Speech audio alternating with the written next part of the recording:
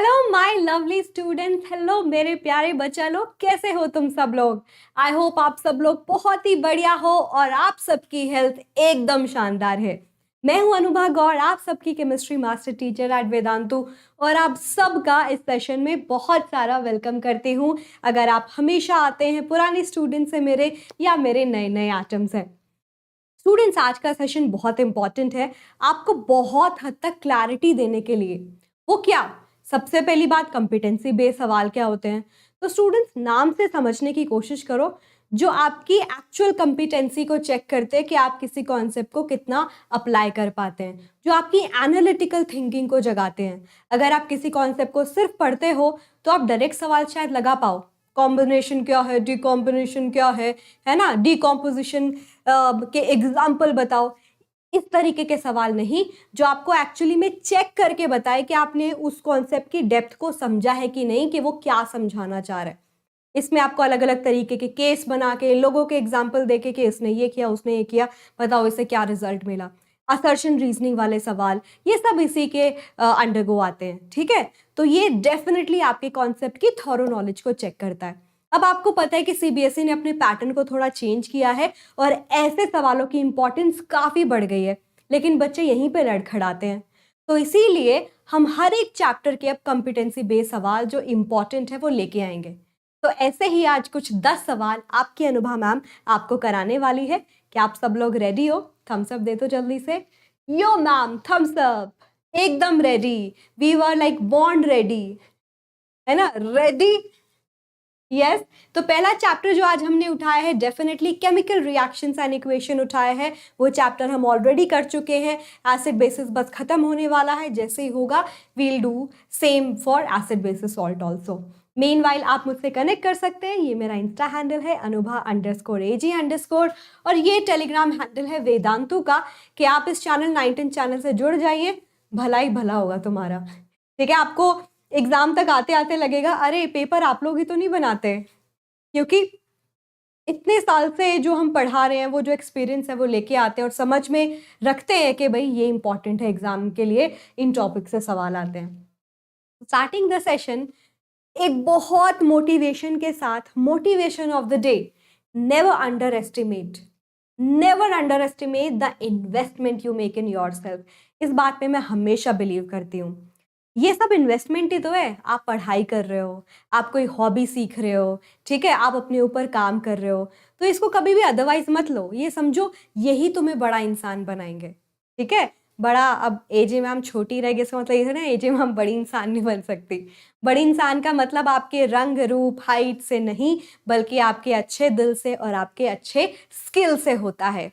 वाह वाह, राइम भी कर रहा है। ठीक है, तो हमेशा इस बात पे ध्यान रखना, पढ़ाई तो करो ही करो, क्योंकि ये इन्वेस्टमेंट है आपके ऊपर, जो आप करो, जो आपको आगे काम आएगी। उसके अलावा कोई ना कोई एक हॉबी ज़रूर रखो जो आपको उस पर इन्वेस्ट करके अच्छा भी लगे, और शायद, यू डोंट नो, बट शायद वो एक दिन तुम्हारे लिए और भी ज़्यादा बन जाए, तुम्हारे लिए करियर अपॉर्चुनिटी को ओपन कर सके। ठीक है, तो याद रखना, इंपॉर्टेंट लाइफ लेसन मैंने दिया है तुम्हें। ठीक है, सवाल नंबर 1 के साथ शुरुआत कर रहे हैं बच्चों।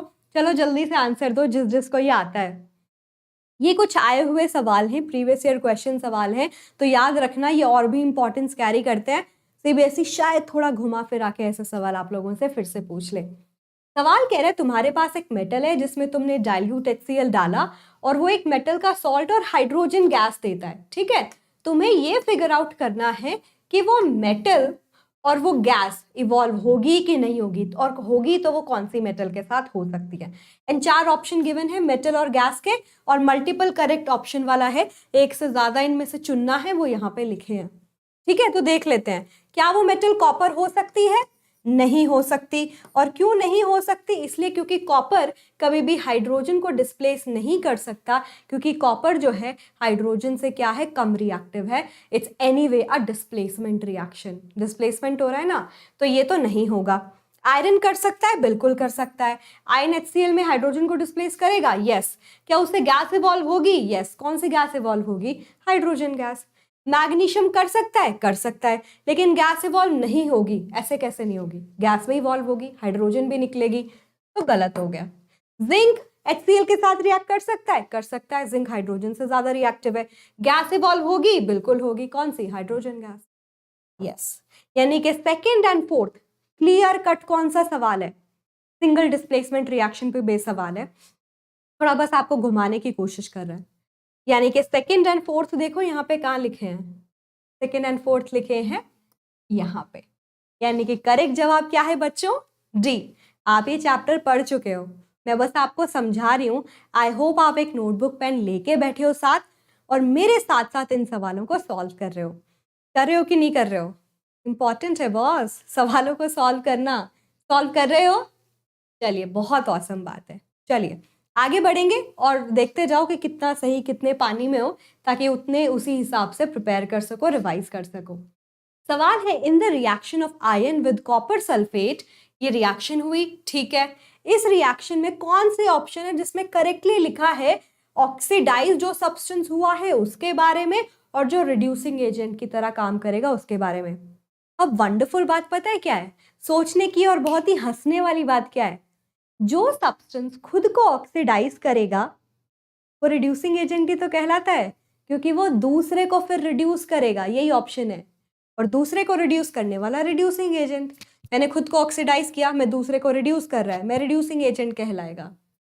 समझे? तो जो ऑक्सीडाइज हो रहा है वही रिड्यूसिंग एजेंट भी होगा। अगर ये भी दिमाग लगाओगे तो सिर्फ एक ही ऑप्शन है दैट मेक सेंस, जहां पे ऑक्सीडाइज और रिड्यूसिंग एजेंट सेम लिखा है, बाकी कहीं पे नहीं लिखा। फिर भी दिमाग लगा देते हैं। ये आयन देखो अकेला था, आयन सल्फेट के साथ जुड़ा तो ऑक्सीजन ऐड हुई है उसके अंदर, तो उसका ऑक्सीडेशन हुआ है। अपार्ट फ्रॉम दैट मैंने एक और रूल बताया था, लियो गोज टू घर। लियो क्या है? Loss of electron is oxidation. LEO का मतलब क्या होता है? जो इलेक्ट्रॉन को लूज करता है उसका क्या होता है? ऑक्सीडेशन। आयन अकेला था, अकेला कोई भी एटम होता है वो न्यूट्रल होता है। क्यों? क्योंकि उसके अंदर पॉजिटिव नेगेटिव चार्ज सेम होता है, प्रोटॉन इलेक्ट्रॉन सेम होते हैं। अगर कोई चार्ज होता तो प्रोटॉन इलेक्ट्रॉन अलग होते। तो अकेला आयन के ऊपर चार्ज होता है 0। ठीक है, 0। यहाँ पे आयन सल्फेट बना, आयन पे +2 चार्ज है, सल्फेट पे -2। जब एक कंपाउंड बनता है तो वो इसीलिए बनता है, चार्ज डेवलप कैसे होगा? ट्रांसफर ऑफ इलेक्ट्रॉन से। आयन ने सल्फेट को 2 आयन दे दिए, ठीक है, 2 इलेक्ट्रॉन दे दिए, तो आयन पे +2। जब कोई इलेक्ट्रॉन लूज करेगा उस पॉजिटिव चार्ज आएगा। क्यों आएगा? क्योंकि आप नेगेटिव चार्ज को दूर भगा रहे हो। मेरे पास 10 प्रोटॉन थे, जस्ट एन एग्जाम्पल, 10 इलेक्ट्रॉन थे, मैंने 2 इलेक्ट्रॉन को निकाल दिया, मेरे पास 10 प्रोटॉन बचे, 10 पॉजिटिव चार्ज बचा और 8 नेगेटिव चार्ज बचा। मैथ्स लगाओ, 10 पॉजिटिव 8 नेगेटिव 2 पॉजिटिव, तो जितना इलेक्ट्रॉन, जितना नेगेटिव चार्ज निकालोगे उतना पॉजिटिव चार्ज बढ़ेगा। And loss of electron is oxidation. Ion का ऑक्सीडेशन हुआ है, इसीलिए आयन क्या है? रिड्यूसिंग एजेंट है। इसीलिए आयन क्या है बच्चों? Reducing agent. ठीक है, वेल डन, बढ़िया। चलिए अगले सवाल पे बढ़ेंगे, सवाल नंबर 3। आई होप आपने ठीक किया है। बहुत ही मजेदार, अच्छा, उत्तम सवाल है। A substance x on that is an oxide of group 2। Group 2 आपको पता है ना क्या है? ग्रुप 2 मतलब जितने भी, आज मेरे पास पीरियोडिक टेबल है जो आपके सिलेबस से हटा दी गई है, बाय द वे नहीं करना चाहिए था बट ऐसा ही है। इंपॉर्टेंट चैप्टर है, आपको कभी टाइम मिले तो चाहे 1 शॉट वीडियो सही एक बार देख लेना, पढ़ लेना उस चैप्टर को। मेरे पास पीरियोडिक टेबल है, उसमें ऐसे वर्टिकल कॉलम है 18।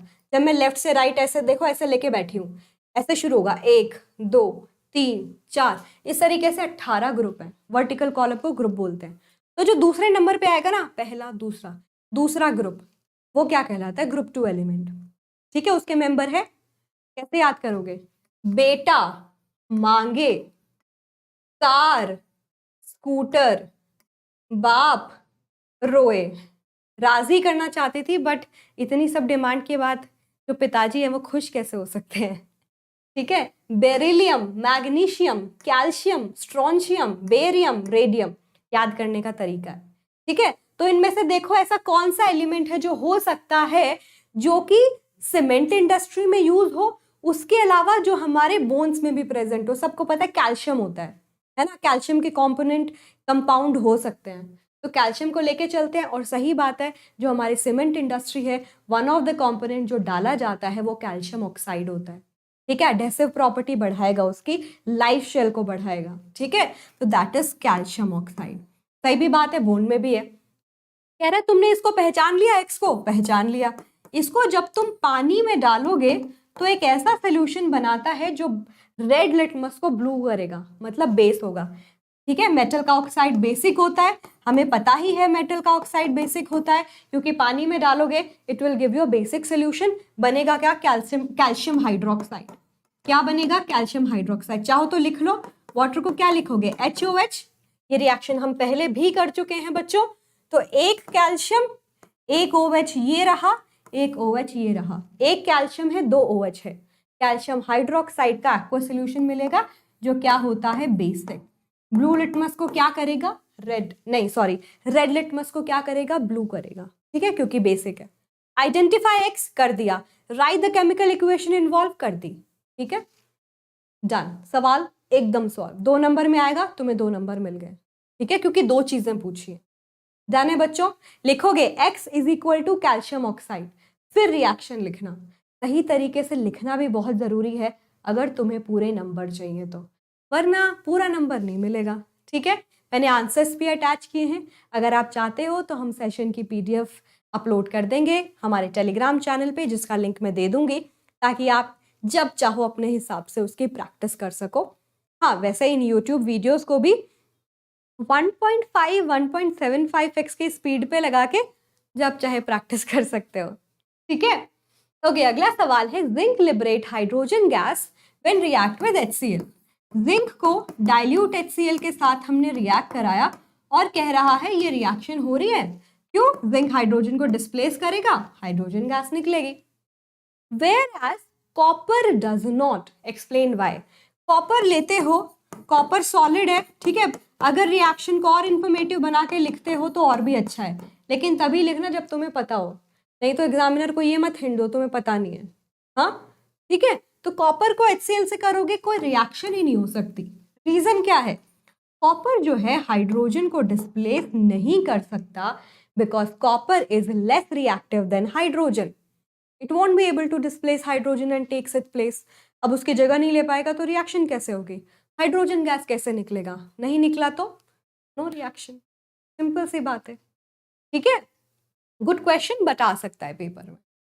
ऑल राइट, अगला सवाल है सवाल नंबर 5, लगा रही हूं 3 स्टार, मतलब ये सवाल है इंपॉर्टेंट। सवाल करते हैं बच्चों, in electrolysis of water why is the volume of gas collected over one electrode double than that of gas collected over the other electrode? इस सवाल को सॉल्व करने की कोशिश करो। चलो, पानी को हम इलेक्ट्रोलाइज कर रहे हैं, ठीक है। सबसे पहली बात, पानी लिक्विड होता है, याद रखना, डायरेक्टली इलेक्ट्रोलिसिस नहीं कर सकते, इसमें 2-4 ड्रॉप एसिड की डाली जाती है, और वो कौन सा एसिड हो सकता है? Sulphuric acid.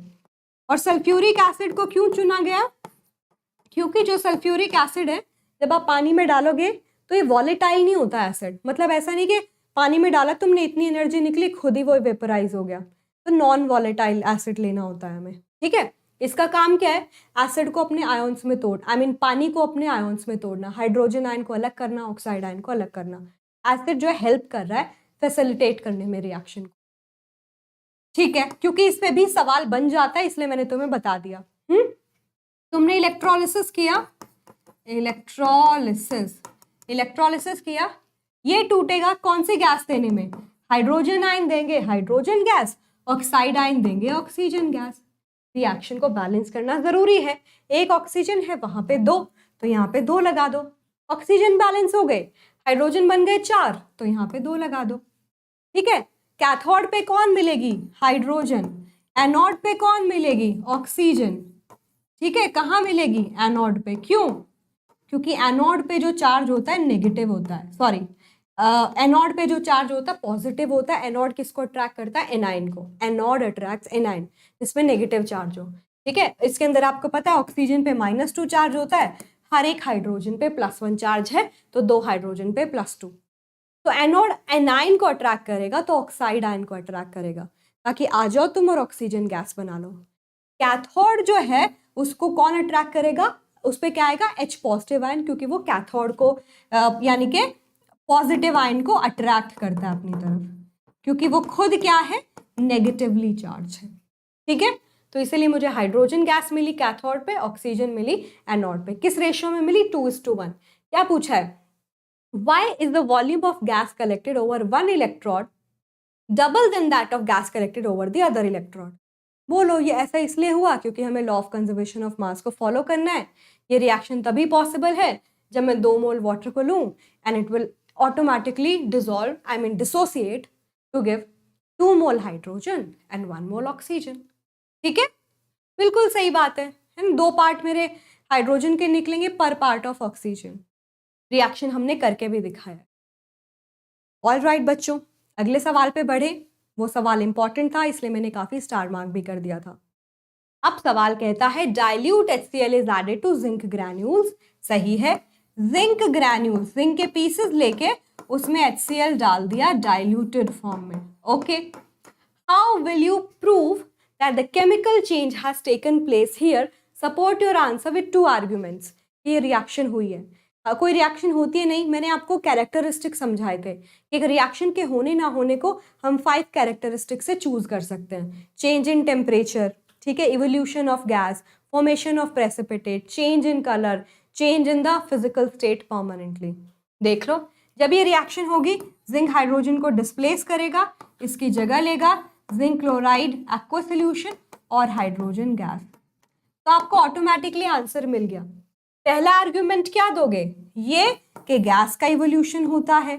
कैसे पता लगाओगे, इस हाइड्रोजन गैस के पास जैसे ही आप बर्निंग मैचस्टिक लेके गए पॉप साउंड निकलेगा। दूसरा, यू कैन डेफिनेटली से चेंज इन टेम्परेचर। और ऐसा क्यों होता है बच्चों, जब भी आप किसी मेटल को एसिड से रिएक्ट करते हो, it's an exothermic reaction, energy निकलती है। तो जब आप टेम्परेचर चेक करोगे ना इस सोल्यूशन का बीकर में, तो ये आपको हॉट लगेगा। ठीक है, चेंज इन टेम्परेचर क्या हुआ, एनर्जी रिलीज हुई है। Yes, you will be able to figure out. तो जब ये पूछे आपको पता है क्या लिखना है, उन 5 ऑब्जर्वेशन में जो यहाँ लगेगी, कैरेक्टरिस्टिक में यहाँ लगेगी, वो लिखना है। डन, हम सब दे दो चलो जल्दी से। यो मैम, डन डना डन, क्या बात कर दी, सब हो जाएगा, सब सॉलिड है। Okay, alright everyone, let's move to next question.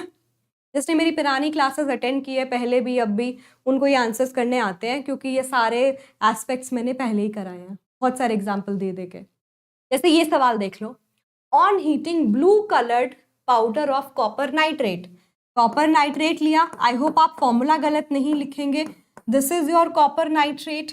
ठीक है बच्चों, कॉपर नाइट्रेट लिया, ये लेके मैंने क्या किया, उसको हीट कर दिया बॉइलिंग ट्यूब में, हीट कर दिया। हीट के लिए आप ये ट्रायंगल भी लगा सकते हो। जैसे ही इसको हीट करोगे, मैंने बताया था मेटल के नाइट्रेट हीट करने पे टूट जाते हैं, टूट के क्या देंगे, मेटल का ऑक्साइड, कॉपर ऑक्साइड। ये पार्ट टूट के क्या देता है, 2 गैस देता है, NO2 और ऑक्सीजन। लिखोगे तो बैलेंस फॉर्म में लिखना, 2 ऑक्साइड, कॉपर भी 2 होना चाहिए, 2 लगा दिया। नाइट्रोजन कितने हो गए, 2 और 2 4, तो यहाँ पे 4 लगा लो। ऑक्सीजन कितने हैं, 3 इंटू 2 6, 6 इंटू 2 12,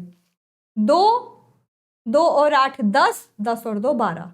रिएक्शन बैलेंस भी हो गई, मैंने रिएक्शन को बैलेंस भी कर दिया। क्या पूछा है, पूछा है कि बनता है, एक कॉपर ऑक्साइड बनेगा, हाँ, एक ऑक्सीजन गैस बनेगी, हाँ, एक ब्राउन गैस बनेगी X।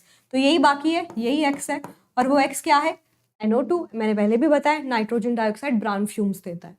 ठीक है, write a balanced chemical equation of the reaction. A part is already done. Identify the brown gas involved, NO2. Step 2 में लिखना, 2 में लिखना, the gas identified is nitrogen dioxide gas as it has brown fumes. Identify the type of reaction. एक single substance break down कर रहा है एक से ज्यादा substance में, decomposition होता है। किसकी वजह से हुआ है, हीट करके हुआ है। तो कौन सा decomposition कहलाएगा, कौन सा कहलाएगा बच्चों, it will be thermal decomposition. Yes, it will be thermal decomposition.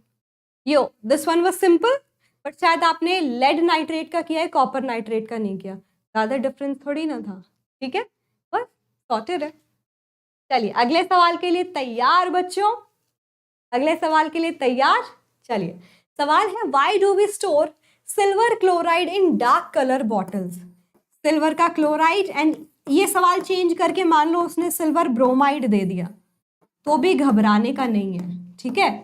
Dark colour bottle black colour की बॉटल में स्टोर करके रखते हैं, ब्लैक बॉटल नहीं होती, पेंट कर देते हैं उनको, नॉर्मल ग्लास की बॉटल को। क्यों?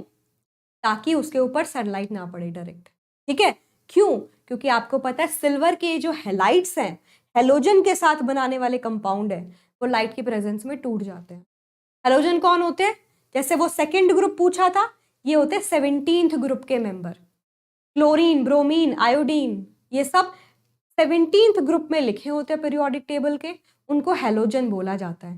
हेलोजन होते हैं जो सॉल्ट बनाते हैं, सोडियम क्लोराइड, क्लोरीन ने सॉल्ट बनाया ना, ऐसे, इसलिए उनको सॉल्ट बनाने वाले बोला जाता है, ठीक है। तो आप इनको डार्क कलर बॉटल में क्यों, यहाँ पे लिख दो चाहे तो सनलाइट। सनलाइट के लिए बाय द वे आप ये HNu का सिंबल भी यूज कर सकते हो। HNu का मतलब है जो लाइट आती है ना, पैकेट ऑफ एनर्जी की फॉर्म में आती है, और हर एक पैकेट के पास इतनी एनर्जी होती है, HNu। H एक कांस्टेंट है, न्यू उसी लाइट की फ्रीक्वेंसी का सिंबल है, न्यू, इसको न्यू बोलते हैं, NU, ठीक है। तो सेम सनलाइट जैसे ही पड़ती है, it will break down to give what, gas evolve होगी, सिल्वर बच जाएगा उसके ऊपर। हमें सिल्वर क्लोराइड रखना था, सिल्वर थोड़ी ना चाहिए था, तो इसीलिए we keep in dark color bottles because silver chloride decomposes in presence of sunlight, क्योंकि ये दिखाता है फोटोलाइसिस, लाइट के प्रेजेंस में break down, and it will give silver greyish colour powder residue, and chlorine will be converted into gas. अब मान लो दूसरी पहलू ये है कि बॉटल बंद है, क्लोरीन गैस बन गई, वो पूरे के पूरे बॉटल के अंदर प्रेशर लगाएगी, ज्यादा प्रेशर क्रिएट हुआ, बॉटल भी फट सकती है ना। रिएक्टिव गैस भी होती है क्लोरीन, काफी थोड़ी पंजेंट होती है, तो हम नहीं चाहते उसको सूंघना भाई, सीधी बात है, ठीक है। तो हम बच के रहना रे बाबा खेलेंगे, ओके। रिएक्शन लिखो, कैसे लिखोगे? बैलेंस फॉर्म में, 2 क्लोरीन 2 क्लोरीन, 2 सिल्वर 2 सिल्वर, ठीक है, डन है, बहुत बढ़िया। आएगा अगला सवाल बच्चों, क्या आप हो ready? Give me a thumbs up. V for victory, V for Vedantu, V for मेरे victorious वेदन।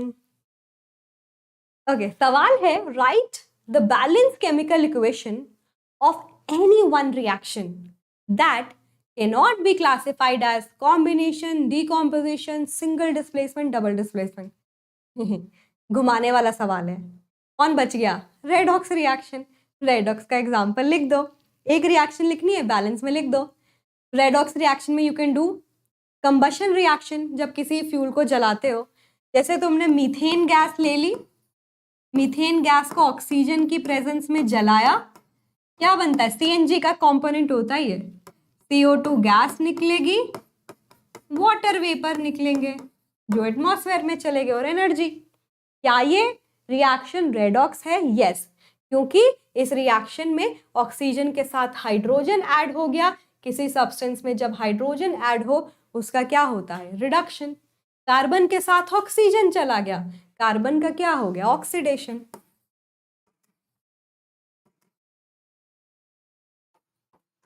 तो रेडॉक्स है, लेकिन पूछा है कि बैलेंस फॉर्म में लिखो भाई, ऐसे नहीं छोड़ना है, बैलेंस कर देते हैं, एक कार्बन 4 हाइड्रोजन है तो यहाँ पे 2 लगा लो, हाइड्रोजन 4 हो गए, ऑक्सीजन कितने बचे? 2 और 2 4, यहाँ पे 2 हैं, 2 लगा दो। अच्छा, मेरा एग्जाम्पल आपके एग्जाम्पल से वेरी कर सकता है, तो जरूरी नहीं कि मैंने ये बोला है तो तुम भी ये एग्जाम्पल लिखो, it can definitely be your choice, क्या?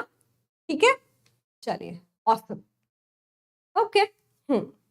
एक और सवाल है, टॉप 10 कॉम्पिटेंसी बेस्ड सवाल का 10वां सवाल, केमिकल रिएक्शन एंड इक्वेशन से आपके सामने है ये। Dilip was comparing combination reaction with decomposition reaction. Interesting. Which class of chemical substances may be the product of a decomposition reaction but not a product of a combination reaction?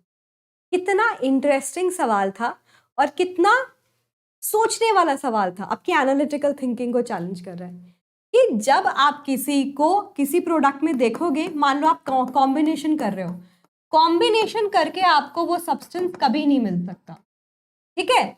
लेकिन जब आप उसको decompose करोगे, किसी को डीकम्पोज करोगे, तब आपको वो सब्सटेंस मिल सकते हैं। आई थिंक मैंने आपके सामने गिवन एग्जाम्पल दे दिया। एग्जाम्पल लिखोगे ना तो क्लैरिटी मिल जाएगी। पता है वो क्या होगा? जब आप किसी कॉम्प्लेक्स मॉलिक्यूल को तोड़ते हो तो सिंपलर सब्सटेंस में आपको एलिमेंट मिल सकता है, जैसे पानी को तोड़ा, हाइड्रोजन, ऑक्सीजन। लेकिन क्योंकि एलिमेंट एक सिंपल सब्सटेंस होता है, आपको कॉम्बिनेशन में कभी नहीं मिलेगा। कॉम्बिनेशन मतलब सिंपलर सब्सटेंस को कंबाइन करके कॉम्बिनेशन हुआ और एक नया सब्सटेंस बना है। It will always be a complex substance, it will always be a compound और मतलब मॉलिक्यूल, ठीक है। तो आंसर क्या होगा? एलिमेंट। एलिमेंट है जो आपको एक डीकॉम्पोजिशन रिएक्शन का प्रोडक्ट की फॉर्म में मिल सकता है, लेकिन आपको कॉम्बिनेशन रिएक्शन जब करोगे तो एज अ प्रोडक्ट कभी भी एलिमेंट नहीं मिलेगा। बस as simple as that. Is that clear? Is that clear atoms?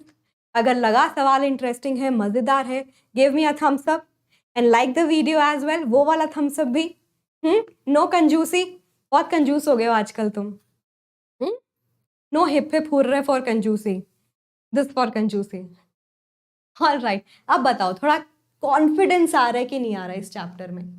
Confidence आया? क्योंकि अब तुम चैप्टर की तह में जाना सीखे हो, जो ज्यादा जरूरी है, क्योंकि ऐसे ही चैप्टर के प्रो बनोगे। सिंपल सवाल लगा के सिर्फ कॉन्सेप्ट को पढ़ के प्रो नहीं बन सकते। पेपर में 100 में से 100, खैर 80 नंबर का पेपर होता है, ओवरऑल बात करी थी, 80 में से 80 कैसे लेके आओगे? ठीक है, तो hip hip hurray for competency based सवाल ऐसे हर चैप्टर के कराऊंगी। अगर ऐसी वीडियो चाहिए तो कमेंट करके जरूर बताना। Yes ma'am, bring it on. मुझे इंस्टा पे फॉलो करो, this is my Insta handle. Vedantu का टेलीग्राम ग्रुप जरूर ज्वाइन कर लेना, सारी सेशन की पीडीएफ पे मिल जाएगी। और लाइक करना भूल गए हो तो अभी कर दो, दोस्तों के साथ शेयर पक्का से करना, भला कर दो यार उनका भी थोड़ा। नहीं हो तो सब्सक्राइब कर लो, क्योंकि 9th हो 10th हो, तुम्हारी नैया सॉर्टेड है, पार है। मिलूंगी बहुत जल्दी, तब तक के लिए hasta la vista, take care atoms, stay safe, stay happy.